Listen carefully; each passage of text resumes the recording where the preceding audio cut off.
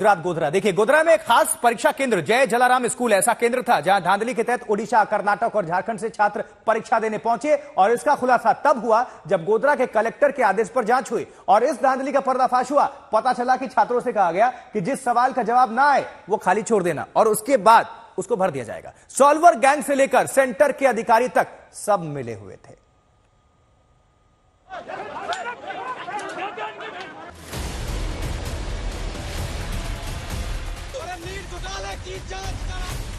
NEET की Godhra files के राज देखिए।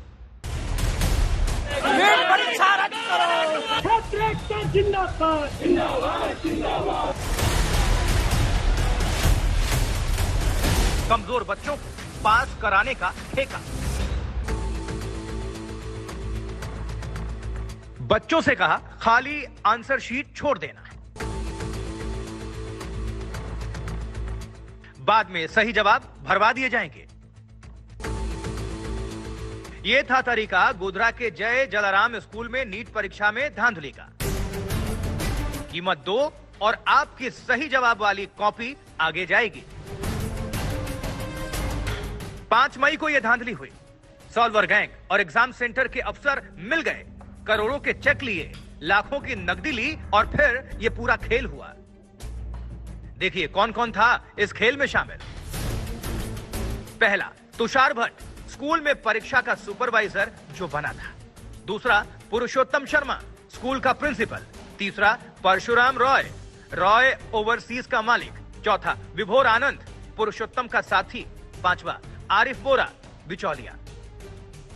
जिसके कांटेक्ट में था परशुराम रॉय, जो खुद बड़ौदा में ओवरसीज कंसल्टेंसी करके एक कंसल्टेंसी सर्विस चलाता था। परशुराम रॉय के साथ एक विभोर आनंद करके एक दूसरा बंदा था, जो जिसने भी कुछ स्टूडेंट है वो ये परशुराम रॉय को दिए थे और ये स्टूडेंट ये रॉय और विभोर आनंद के थ्रू तुषार भट्ट ने इनको पास करवाने के लिए जो नहीं आता है वो ये OMR सीट में वो टिक करने का तय किया था। इस पूरे गिरोह के पास जो मिला उससे आप अंदाजा लगा सकते हैं कि खेल कितना बड़ा था। नीट में नकल कराने के बदले खाली चेक, नीट में नकल कराने के बदले भरे हुए 2 करोड़ 30 लाख के चेक, नीट में नकल कराने के बदले लाखों का कैश। पूरे देश में नीट परीक्षा में पेपर लीक मामले को लेकर बवाल हो रहा है, विवाद बढ़ता जा रहा है। पर गुजरात में जो मामला हुआ था, गोधरा के जो नीट का परीक्षा केंद्र था वहां पे खुद वहां का जो असिस्टेंट सुपरिटेंडेंट या सुपरवाइजर था वो खुद 10 लाख रुपए में जो आंसर शीट है उसमें चोरी करवाया था, आंसर शीट खुद भरता था। ये पूरा मामला जो है सामने आया था और इस मामले में 5 आरोपी को पुलिस ने गिरफ्तार किया था। उनकी जो सारी जमानत याचिकाएं थी वो खारिज हो गई हैं। जितने भी लोगों ने जामीन मांगे सभी कोर्ट ने जो है खारिज कर दिए हैं। पुलिस ने अब जो है वो NTA से जवाब मांगा है कि किस तरह से ये स्टाफ जो है वो पसंद किया गया था और किस तरह से ये केंद्र जो है वो मंजूर किया गया था, क्योंकि ये केंद्र के सामने भी काफी सवाल उठ रहे हैं।